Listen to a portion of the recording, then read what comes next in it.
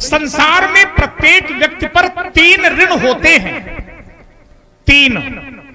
पहला ऋण है देव ऋण, दूसरा ऋण है ऋषि ऋण और तीसरा ऋण होता है पितृ ऋण। 3 ऋण, देव ऋण, ऋषि ऋण और पितृ ऋण। ऐसा आचार्यों ने पाया है, प्राप्त किया शास्त्रों से, कि इन 3 ऋणों से मुक्त होने के लिए तर्पण की विधि होती है। देव ऋण से मुक्त होने के लिए हमें नित्य यज्ञ करने चाहिए, संध्योपासन इत्यादि करना चाहिए, और अपने हाथों से, दोनों हाथों से, हाथ के अग्रभाग जो कि देव तीर्थ के रूप में है, इससे अक्षत के माध्यम से जल देवताओं को प्रदान करना चाहिए। व्यक्ति देव ऋण से उऋण होता है। प्रत्येक व्यक्ति के हाथों में 3 तीर्थ होते हैं। पहला तीर्थ होता है देव तीर्थ, दूसरा तीर्थ होता है प्रजापति तीर्थ और तीसरा तीर्थ होता है पितृ तीर्थ। पितृ तीर्थ तर्जनी और अंगुष्ठ के मध्य भाग में होता है।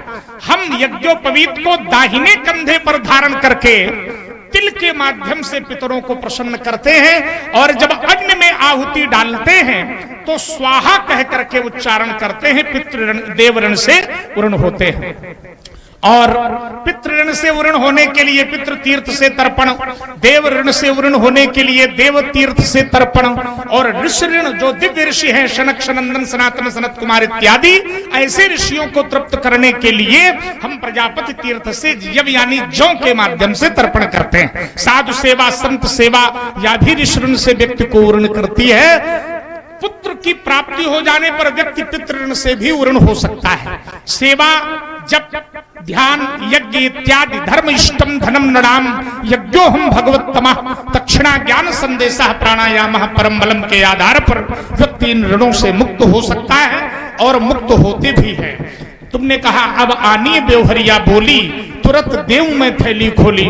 भगवान शिव, एक जिज्ञासा मेरे मन में आ गई। हाँ, और बढ़िया आपने विषय छेड़ा है, इसलिए और आ गई।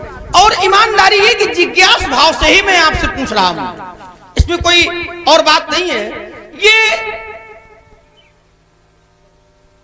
ऋषियों को जल देने में आपने बताया कि जौ का प्रयोग होता है, देवताओं को जल देने में अक्षत का प्रयोग होता है, और पितरों को जल देने में तिल का प्रयोग होता है।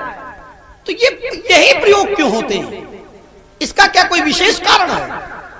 आपने प्रकाश डाला तो हमने सोचा शायद ये भी जानकारी में आ जाएगा, और संस्कार के माध्यम से और लोगों की भी जानकारी में आ जाएगा। तो मैं ये जरा इस पर थोड़ा प्रकाश होना चाहिए। ये बात बढ़िया है कि इन्हीं पदार्थों का प्रयोग क्यों होता है, इनके लिए ही द्रव्यों के लिए इसका प्रयोग क्यों होता है। यद्यपि जहां तक मैंने जाना है, अक्षत को मंगल द्रव्य के रूप में स्वीकार किया गया है। अक्षत मंगल द्रव्य है, तो मंगल द्रव्य होने के कारण देवताओं को अर्पित किया जाता है, जिससे पुण्यों का क्षरण न हो, इसलिए अक्षत देवताओं के लिए। यव यानी जौ, जौ से इस संसार में वृद्धि होती है। अन्न वृद्धि का परिचायक है। अन्न से जीव की उत्पत्ति होती है, और जीव पर ये 3 ऋण होते हैं, इसलिए जौ से हम ऋषियों को तर्पण करते हैं। तिल पितृ दोष का समन करता है। जिसके घर में, जिसके परिवार में पितरों को मूल रूप से पूर्ण संस्कारित न किया जाता हो, या ऐसे उनके कर्म, खोड़शी कर्म इत्यादि न हो पाते हो, तो जो दोष लगता है उस दोष का समन तिल के माध्यम से होता है, इसलिए पितरों को तिल से तर्पण किया जाता है।